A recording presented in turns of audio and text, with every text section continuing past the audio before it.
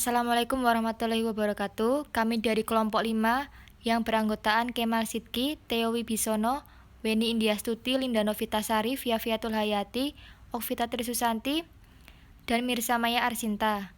Kelompok kami akan menjelaskan mengenai macam-macam penalaran. Sebelumnya, saya Okvita Trisusanti NPM 0057 akan menjelaskan mengenai apa itu penalaran. Nah, penalaran adalah kegiatan berpikir untuk menarik kesimpulan dengan menggunakan logika ilmiah dan menggunakan pernyataan yang kebenarannya telah dibuktikan sebelumnya. Dari penjelasan tersebut, manfaat penalaran itu jadi dapat melatih manusia agar berpikir secara kritis, meningkatkan kecerdasan dan kemampuan manusia dalam berpikir secara mandiri dan tajam, mendorong manusia untuk berpikir secara sistematis, dan melatih kemampuan manusia untuk berpikir secara cermat, abstrak, dan objektif. Untuk presentasi selanjutnya akan dijelaskan oleh Mbak Via.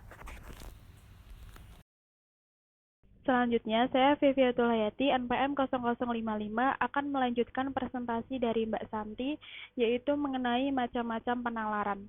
Nah, penalaran itu sendiri dibagi menjadi dua, yaitu penalaran induktif dan deduktif. Di sini saya akan menjelaskan mengenai penalaran induktif. Penalaran induktif adalah penarikan kesimpulan yang bertolak dari hal-hal yang khusus atau spesifik ke hal-hal yang bersifat umum. Penalaran induktif merupakan proses berpikir untuk menarik kesimpulan tentang hal umum yang berpijak pada hal khusus. Penalaran induktif juga dapat diartikan sebagai menarik suatu kesimpulan yang bersifat umum atau khusus berdasarkan data yang teramati. Kelompok kami memberikan contoh mengenai penalaran induktif, yaitu hari ini matahari terbit di timur, yang kedua besok matahari terbit di timur, yang ketiga lusa matahari terbit di timur, dan yang terakhir 10 tahun lagi matahari terbit di timur. Nah, dari keempat penalaran tersebut dapat ditarik kesimpulan bahwa matahari itu selalu terbit di timur. Oke, saya Linda Novitasari akan melanjutkan presentasi mengenai macam-macam penalaran induktif. Nah, di sini macam-macam penalaran induktif dibagi menjadi dua, yaitu penalaran analogi dan generalisasi. Nah, penalaran analogi sendiri itu merupakan penalaran induktif dengan membandingkan dua hal yang banyak persamaannya. Berdasarkan persamaan kedua hal tersebut, dapat diambil kesimpulan. Nah, dengan demikian, analogi dapat dimanfaatkan sebagai penjelasan atau sebagai dasar penalaran. Nah, di sini penalaran analogi sendiri masih dibagi menjadi dua, yaitu analogi deklaratif dan analogi induktif, di mana analogi deklaratif merupakan analogi yang digunakan untuk menjelaskan sesuatu yang belum diketahui dengan menggunakan hal yang sudah dikenal. Sedangkan yang analogi induktif itu adalah analogi yang disusun berdasarkan persamaan prinsip dari dua hal yang berbeda. Selanjutnya ditarik kesimpulan bahwa apa yang terjadi atau apa yang terdapat pada hal pertama terdapat pula pada hal yang kedua. Yang kedua yaitu generalisasi. Di sini, generalisasi merupakan suatu proses penalaran yang bertolak dari sejumlah fenomena individu atau khusus menuju kesimpulan umum yang mengikat seluruh fenomena sejenis dengan fenomena individual yang diselidiki. Di sini, generalisasi dibagi menjadi dua, yaitu generalisasi sempurna dan generalisasi tidak sempurna. Generalisasi sempurna sendiri adalah semua kejadian yang diselidiki sebagai dasar penyimpulan. Sedangkan generalisasi yang tidak sempurna yaitu penarikan kesimpulan berdasarkan sebagian fenomena yang hanya sejenis yang belum pernah diselidiki. Saya akan melanjutkan presentasi dari Mbak Linda. Di sini saya Weni Indiastuti akan mempresentasikan terkait indikator penalaran induktif. Di sini indikator penalaran induktif itu dibagi menjadi 4 bagian. Yang pertama, menentukan strategi mencoba-coba untuk menyelesaikan sebuah masalah. Kita itu perlu mencoba-coba agar kita mendapatkan sebuah strategi agar masalah tersebut dapat terselesaikan dengan baik. Yang kedua, menyelesaikan masalah dengan cara mencoba-coba.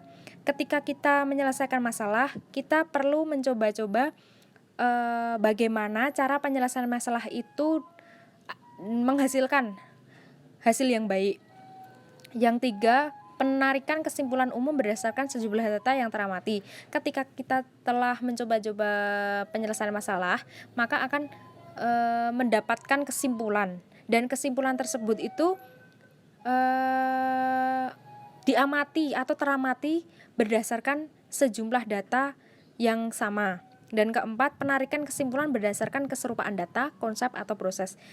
Ketika kita penyelesaian masalah itu sudah mendapatkan sebuah cara penyelesaian masalah dengan baik, maka seharusnya itu berdasarkan keserupaan data, konsep, atau proses yang sama.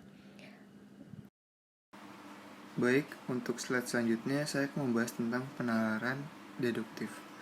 Penalaran deduktif adalah penarikan kesimpulan berdasarkan aturan yang telah disepakati yang bertolak dari hal-hal yang bersifat umum kepada hal-hal yang bersifat khusus. Contoh dari penalaran deduktif ini yaitu seorang pemain Scrabble mengatakan kepada temannya, "Kamu harus memindahkan kelima huruf itu. Kamu tak dapat menggunakan kata Depok untuk sebuah kata." Selanjutnya, saya Mirsa Maya Arsinta, NPM 0062, akan melanjutkan presentasi dari Mas Theo, yaitu pernyataan umum dari contoh penalaran deduktif. Semua nama tidak boleh digunakan dalam permainan Scrabble. Kesimpulannya, hanya dipergunakan di Universitas Indonesia Depok adalah sebuah nama. Maka Depok dilarang digunakan pada Scrabble. Contoh yang kedua, semua manusia akan meninggal dunia. Socrates adalah manusia. Kesimpulannya, Socrates akan meninggal dunia. Yang slide terakhir, indikator penalaran deduktif. Itu terbagi menjadi 4. Yang pertama, 1. Memahami masalah. Yang kedua, merencanakan perhitungan berdasarkan aturan atau rumus tertentu. Yang ketiga, melaksanakan perhitungan berdasarkan aturan atau rumus tertentu. Yang keempat, menarik kesimpulan secara deduktif. Cukup sekian dari kelompok kami. Assalamualaikum warahmatullahi wabarakatuh.